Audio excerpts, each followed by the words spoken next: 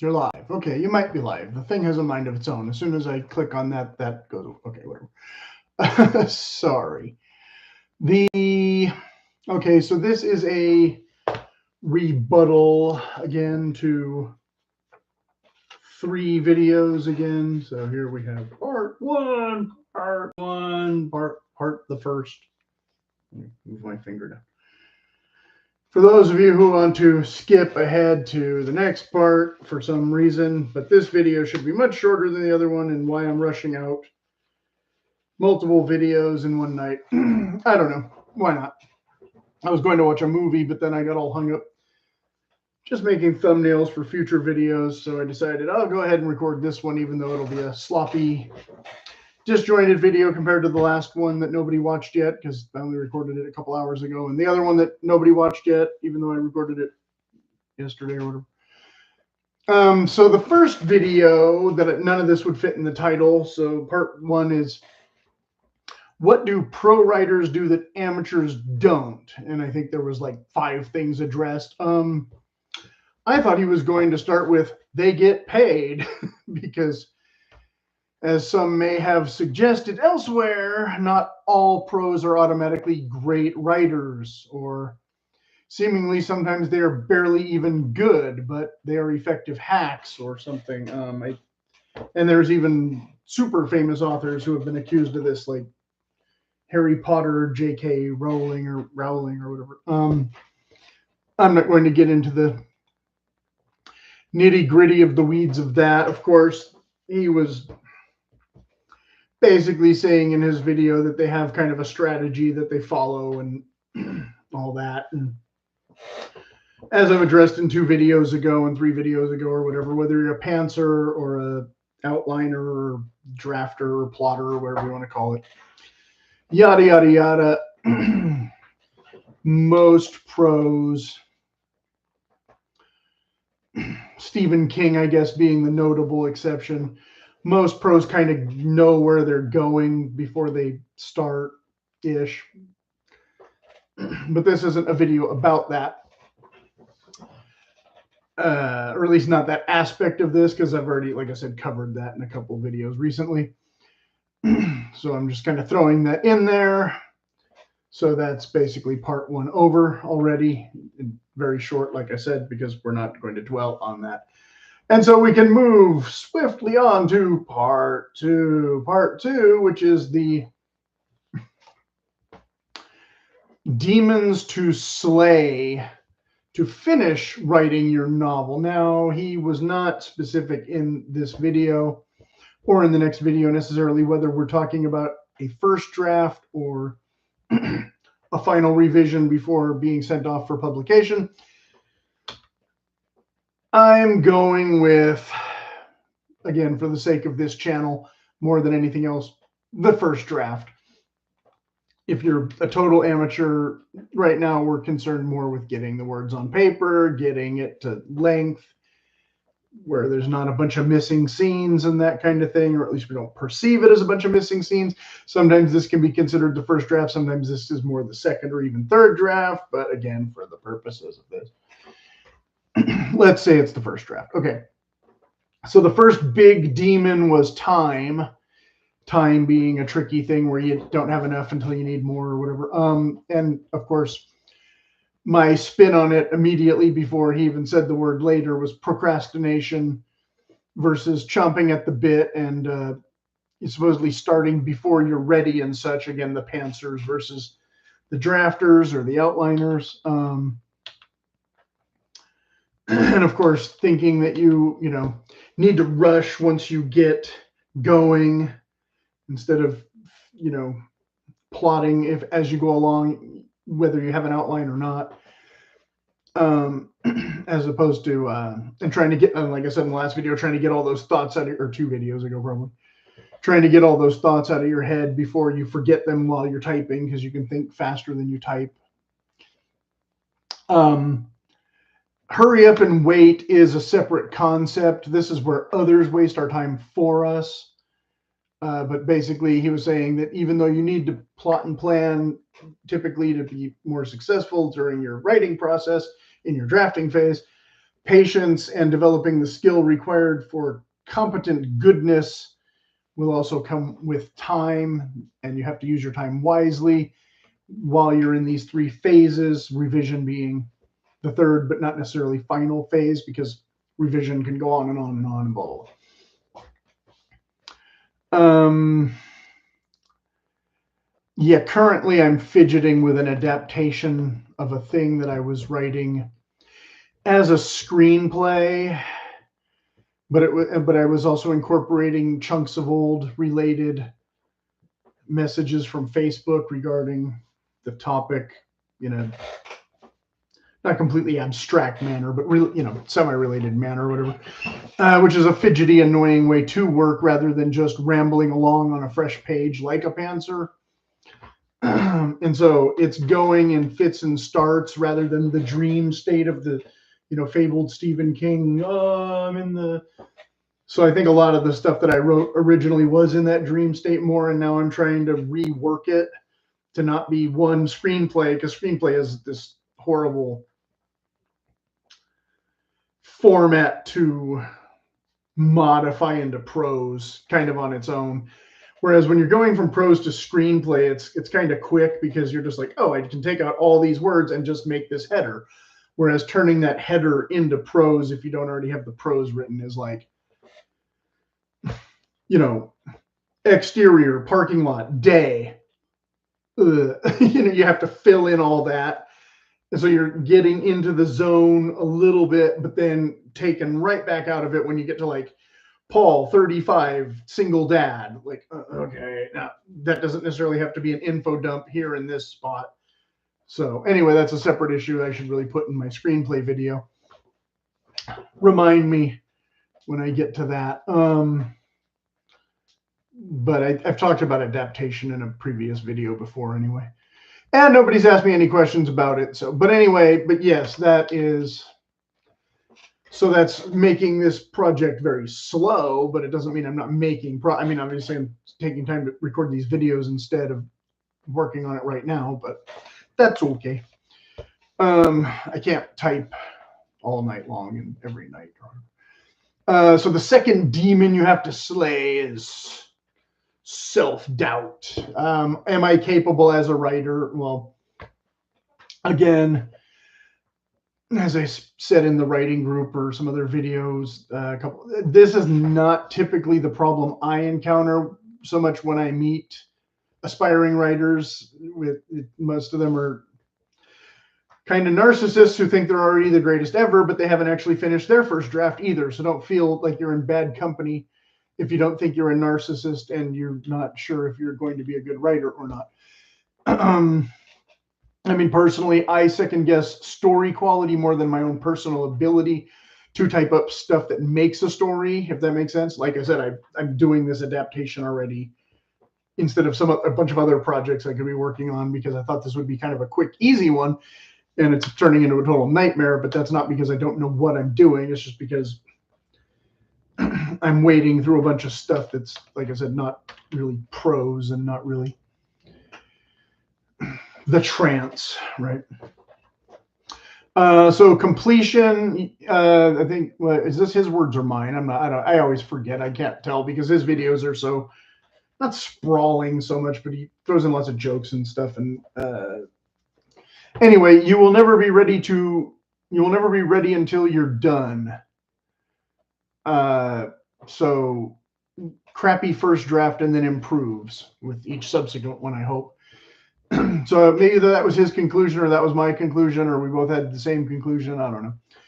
And we more or less agree. Like I said, we're focusing on the draft phase at this point more than the final polish overall, I would say. And I had complained in previous videos that I usually put this at the beginning now about how a lot of these content creators would help us out a great deal if they would please categorize the videos if they belong in the planning, the writing, or the revision stage. And then if you're writing, you would know to watch videos about writing, not about videos about publication, or videos about revision, or videos about plotting when you've already done the plotting, or maybe you need to see those again as a refresher, because for some reason your writing doesn't match your plotting, but that's a kind of a different thing and something you can also fix in revision largely, right? Okay. Comparison and expectation, demon number 3, that's big 3. I had seen another video about this recently too. There are those whom say don't compare your work to fully published good work, as if they, as if that author had done, no revision first before it got published. Again, going back a couple videos ago to Jack Kerouac and Thomas Wolfe and all that. I still think this is actually fine for a starting point because something inspired you, most likely, or you wouldn't be trying to write your own book or screenplay. Anyway, so here he was saying there was a should, like, should I give up? Should I have finished by now? I should be able to finish, I guess. Oh, those other readers or whatever should love my crap, whatever. Again, I guess some of this could go back to the whole narcissist thing, but he was saying you can't beat yourself up because you haven't accomplished these shoulds. I'm not rich and famous yet, and I'm 25, and Rimbaud was famous at 19, but then again, he never wrote anything good after that, so it doesn't really matter, right? And Kerouac had a book out when he was young, but then that book didn't sell very well, and it was his next book when he was in his late 30s or whatever that made him popular. So it goes. Yada yada yada. Okay. So yeah, I also should have been published long ago. That's not necessarily an unrealistic expectation. When I had work and motivation and got nowhere finding agents and things, garbage does still get published in the meantime. What are you gonna do? You can control the writing process, but nay the reception or the sales, etc. So like I said, I think he and I kind of reached the same conclusion, but my conclusion was a slightly little bit different than his. Sorry, tongue-tied and dry mouth. I think the better point, the takeaway here that I wanted to impart was stop comparing yourself unfairly, for the circumstances are not exactly the same. Because he was saying your circumstances are different than everybody else's circumstances. Yeah, true. But also, if your work is as good as their work and it hasn't been published, then I think you have a reasonable right to complain to at least your close friends or whatever who might still listen to you. Whereas if you're if you're not comparing it correctly to things, and it's just not as good, then you haven't put in the work. That's a little bit different. But if you're comparing it to something that has been published that is a piece of crap, then I don't know, write to that publisher a nasty letter and see if it works out, I guess. Okay, so now we're moving into I altered my sign. Part 3. The 5 things holding you back from finishing. Now, this was the video that I literally just watched this evening that I almost was going to record this before I recorded that other long one, and I'm glad I did the long one before I did this one, even though this one is already a little bit longer than I thought it would be, but we're going to be not too long. Maybe we're going to 20 minutes here. This isn't going to be that much longer. Okay. Because most of this is just me talking about his analogy instead of his 5 things actually holding you back, because I don't want to go into all of that per se, because again,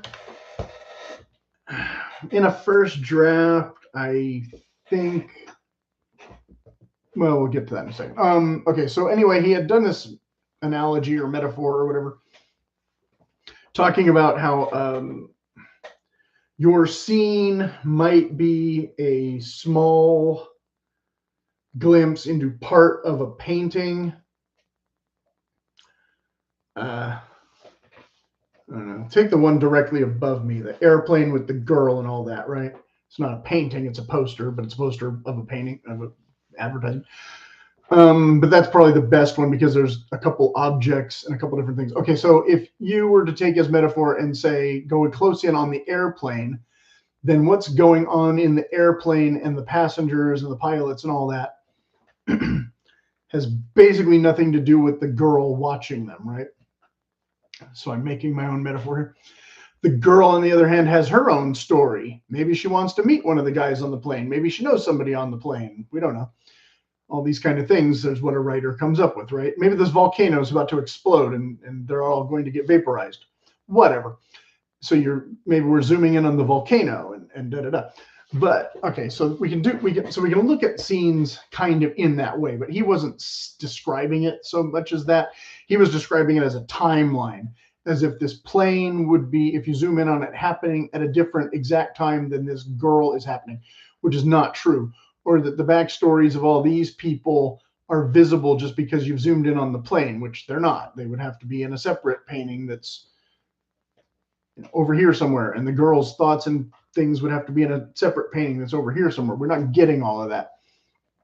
Unlike a scroll, the painting has no visual backstory or the what comes after, illustrated, just because we can isolate parts of it in a crop and make separate images from that. They're not full scenes. You'd have to write those scenes still. So it's kind of a backwards metaphor. Although I came back a little bit later and realized I should clarify some frescoes and stained glass depictions can present stories, but then they're usually more sectional than a typical landscape scene where, again, we're only getting a couple of, people or objects. We're not getting the full story. We're not getting a larger context. We're only getting this tropical island with these palm trees and this volcano. We don't know which island this is. We don't know, if the Japanese are coming after this plane, any number of scenarios, or this poster takes place in the early 50s probably, so that's not going to happen, but still. But my point, and for screenwriters, this is why storyboarding a movie from the script, the words, happens before you often, film the movie, because you visualize how each shot might look in advance. This is an existing technique. So this could be one scene from a storyboard. This could be one scene from a storyboard. You probably can't see my mouse on there. I'm moving my mouse and you're not seeing it. Okay, so how can I don't know how to properly point. But okay, so the girl dancing with the maracas next to and then the Venice people, those could be three separate scenes from a movie that have been storyboarded from a script. But you needed the words to tell us what is going on in her head, or who she's about to interact with, or why she's dressed up for the dance. Is it a wedding? Is it her birthday? Whatever. She's a paid performer and she hates her job. We don't know. Same with the gondolier, same with the girl on the beach, who maybe she is a Japanese spy and she's just waiting for them to land so she can steal their wallets, whatever the deal is, right? Those will all be separate photos as the story unfolds, basically like a comic book. Okay. But we're not writing comic books when we're writing novels, and we're not even writing comic books when we're writing screenplays. We only have the words to convey the images, and then these artists can come along and make images from our words if we've put the words down good enough, or if they have enough imagination that they can just make up images from abstractions in some cases. Right. So writing is more likely we're trying to put some visualization of a past memory or a present daydream into words, but we still don't have necessarily a painting to draw from unless you woke up and painted the thing first and then tried to fill in the story to make the image make sense in some larger context, like I was kind of saying about all of this and that and the other. Why is it backwards when I try to point? Okay, yeah, that and that. Anyway, Yes, I can do punny bits too, but he who would pun would pick a pocket, right? So I wasn't sure if it's a metaphor or one of those other analogy words that escape me at the moment. I forget. A simile was not correct. Then there's something called a syllogism or something. That's totally different. So yeah, I thought that was another one of his videos that belonged more in a revision playlist maybe than a drafting or writing playlist, although possibly still in the writing phase. Somewhere between draft 1 and draft 2, we're addressing these questions more so than some of these other videos that I've seen where, you know, you don't even have chapter 1 theorized or written yet. Then there was a bit about baggage. Like I said, there was 5 things that I'm not discussing. And the last one that I thought was most relevant was baggage, where you fall in love with some new tangent that doesn't fit the original story idea. Again, like my adaptation bit where I've got all this junk, this kitchen sink stuff, everything is in it, and I need to weed out what works and what doesn't, right? And sometimes, yes, sometimes you're adding things that make it worse. But I think sometimes you also realize the original idea was crap and go on with another new one instead. If you're kind of a pantser, you know, you get to chapter 3 and all of a sudden you realize this character is way more interesting than that character, and you dump that for later and write this whole new story. Doesn't happen every time, probably doesn't happen most of the time. Definitely doesn't happen if you're working probably from an outline. Okay. So given all that, 21, okay, not too bad. Given all that, yeah, like I said, the other 4 or 3 things in there, yep, sorry, I'm just kind of skipping that, but I honestly didn't copy them down in my notes and don't remember what they were, but, you know, we can discuss it. If you have any questions, you can put them in the comments. Like I said, I didn't think they were super essential when we already slayed those other 3 dragons and dealt with our baggage. And I suppose if I was less lazy, I would go back to that video and research that, but that's fine for now. I think once you get to the point where you are having problems again, you'll seek out that kind of video anyway. And this will be more of a fun detour.